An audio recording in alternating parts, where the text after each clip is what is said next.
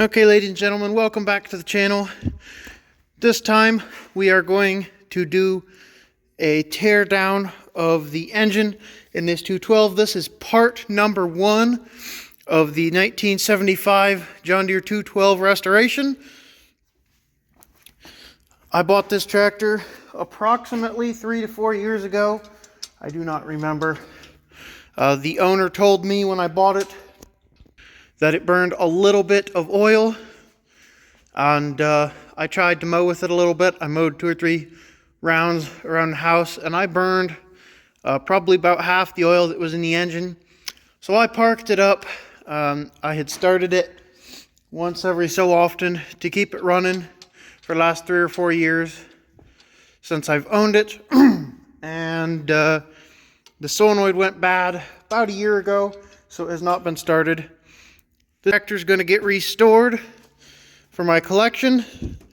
I am going to be putting the front bucketeer scoop bucket on this tractor when the restoration is complete. That is the plan anyway. It is a hydraulic lift model, 1975, which makes the first year of production. As you see, she's a bit dusty. She's been sitting a while. Here's the other side panel for it, and some other random assorted parts that were sitting on it. Here's the serial number for those of you who are interested in seeing that. I know that's one thing I like to see when I watch a video on one of these, is the serial number. Today, in this episode, all I plan to do is tear the front down, take the engine out, set it over here on the desk, and take the engine apart. It is currently March 11th, and so it is too cold to start washing, cleaning up, painting, priming, all that happy stuff. I just want to get a head start on the engine because last year when we did the 216, I had to wait for a couple months on the machine shop, which dulled my progress through the summer. So this year I'm going to get ahead of that. I want to get this engine out, taken apart, and to the machine shop and back, and pretty much, hopefully at least mostly done by the time I start painting the tractor. That way, as soon as the tractor's done being painted, the engine can go right in, there's no wait. Enough of me yapping, let's jump right into it and get the engine out of this tractor.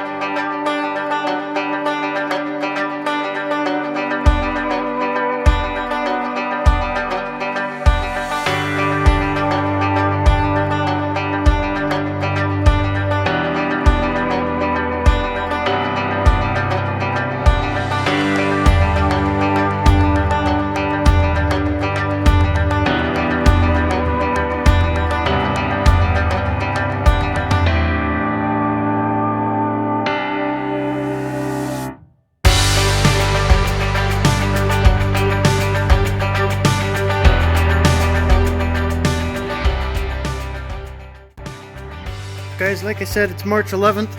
That is the end of the progress for today. The engine's out of the tractor and sitting on the workbench. It is 9 o'clock. I did this in just over an hour. And now I have to get going. I have some things that I need to do. So it is tomorrow. Alright guys, it's been several days since I pulled this engine out. I was planning to get a different project done before I took this engine apart, but I've run into a few walls. So I'm going to go ahead and start taking this apart. I do have another engine right here. It's out of the 140.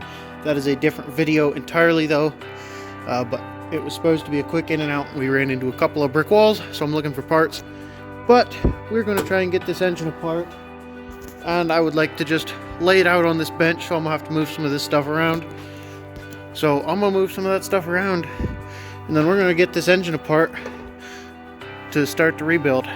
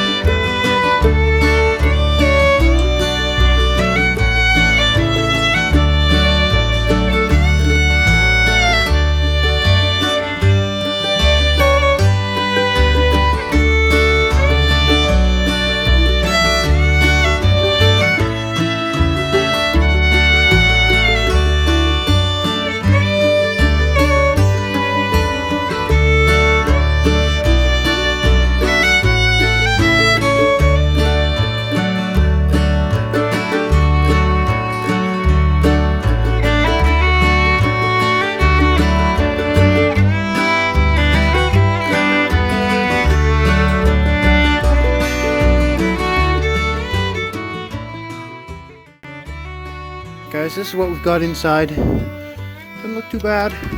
Let's check this head gasket out. Not leaking on that side, it doesn't look like. Oh, right there's a leak. See how shiny it is up here? Down there. It was leaking. So it was leaking right over here by the exhaust. So we did have a blown head gasket. That was probably part of our burning oil problem. Let's check out the bore. Really doesn't look too horribly bad. Oh, never mind. It's got some scoring. No hash marks left. I've seen much worse. Nice carbon ring.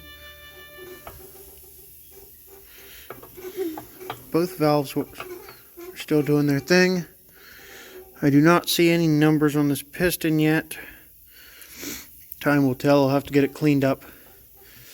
Let's keep getting this thing apart. Pop the flywheel off, bearing plate, get the internals apart. She'll be ready for a rebuild.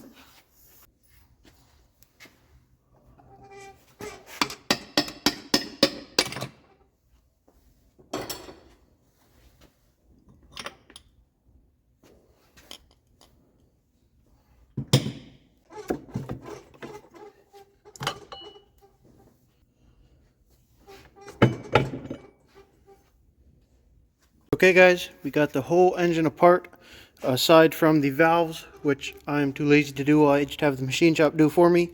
I still need to press this bearing out. After that, she's ready to go to the machine shop. I did soak this. Hopefully I can get it out. If not, I don't think it matters to the machine shop. I don't think it's in the way so much. I'm going to go ahead and cut this video off here. This is everything we took off and out of the engine. This is the end of part one. This was just the engine disassembly. Now that this is done, I can get this engine rebuilt hopefully before spring. And the next you'll see is probably rebuilding this or starting to get painting. So thanks for watching. Make sure to tune in next time, and I will catch you on the next one.